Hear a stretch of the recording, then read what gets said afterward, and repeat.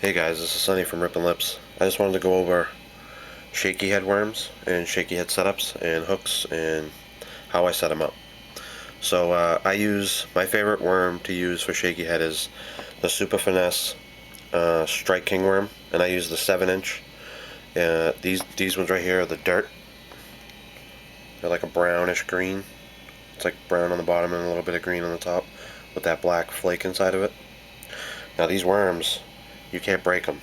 I mean, you can stretch that thing all the way out. I mean, I can make this thing 3 feet and it doesn't break. I've used one of these for a whole year without changing it. Let me show you the hooks that I use. I like to use the Owner Weedless, and this is the information right there. It's the Ultra Point head. It's the finesse type, and it's a weedless head. These are the ones that I like to use is the 3/16 ounce, and it's a 2/0 hook. This thing, when it's down on the bottom, it'll sit just like this, and that head isn't in the dirt or scraping across. It's like this.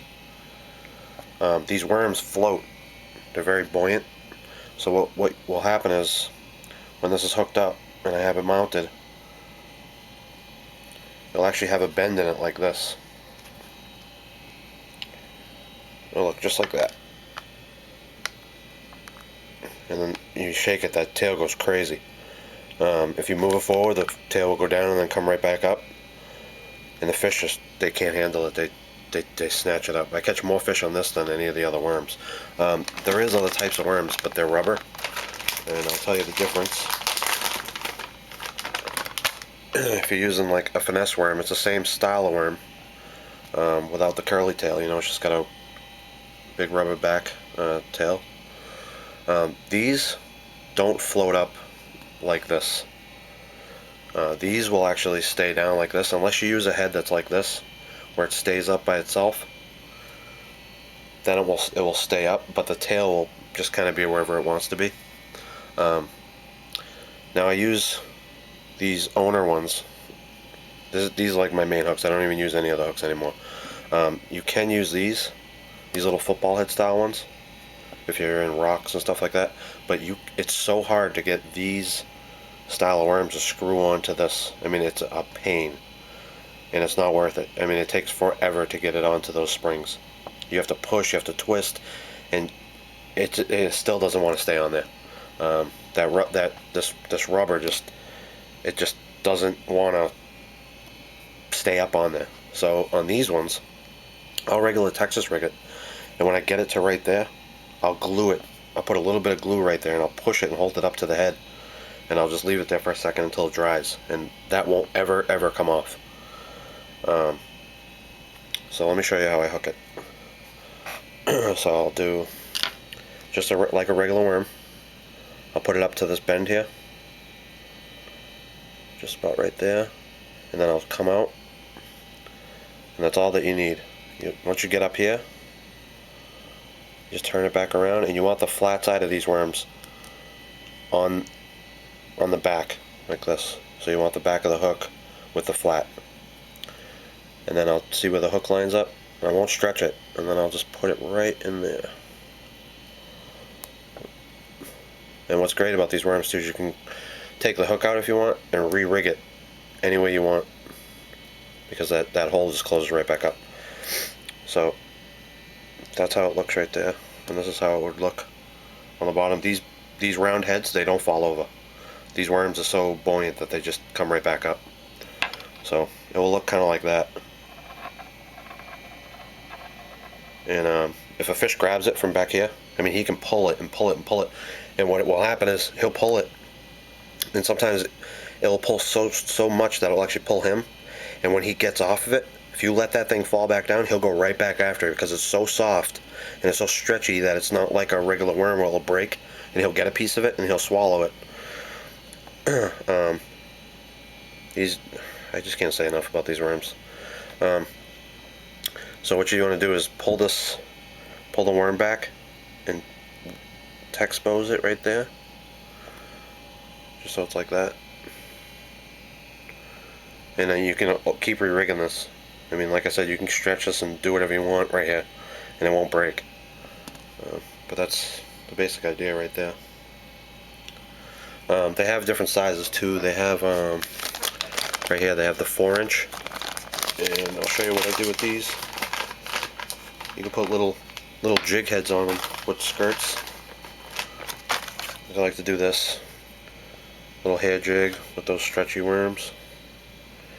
Now these things, these are great for like throwing in beds and stuff like that. In nice little open sand flats, stuff like that. Use like a 6-pound, 10-pound fluorocarbon. And there's another one. I mean, you can put these worms on anything if you want. Another, like I used to use these. I used to use a Roboworm hot tip, Shaky head worms.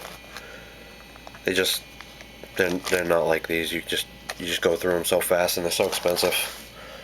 I just got bags of these.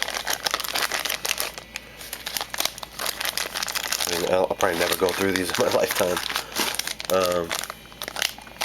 Just to be honest, like I used to use these ones too. I used to use the Perfect Plastics.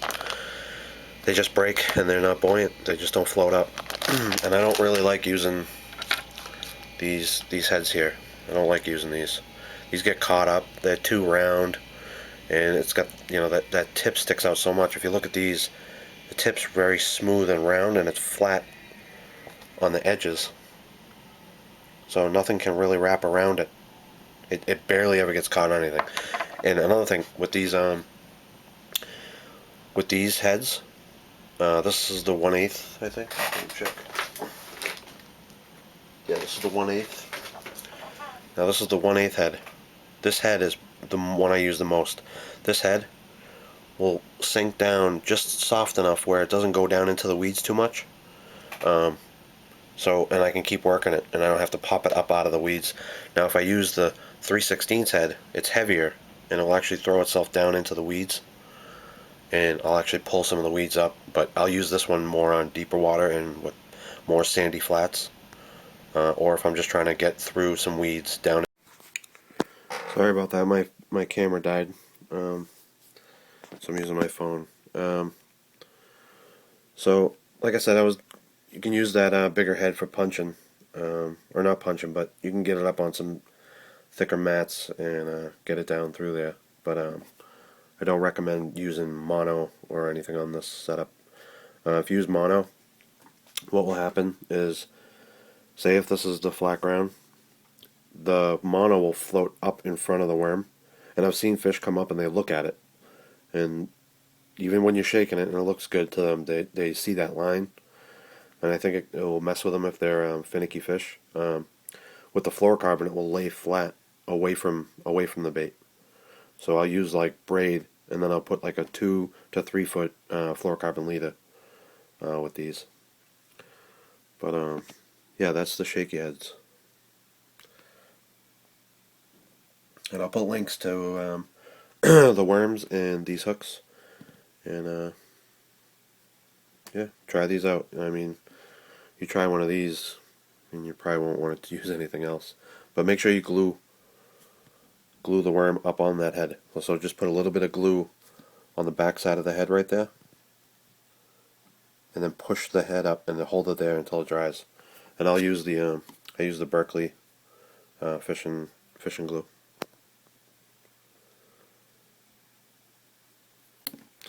Alright, thanks for watching, guys. Bye.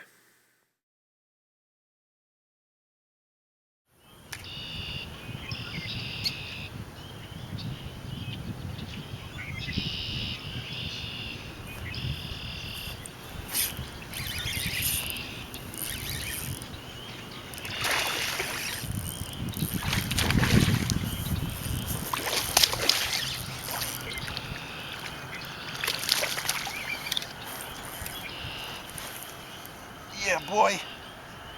It's mine. Woo!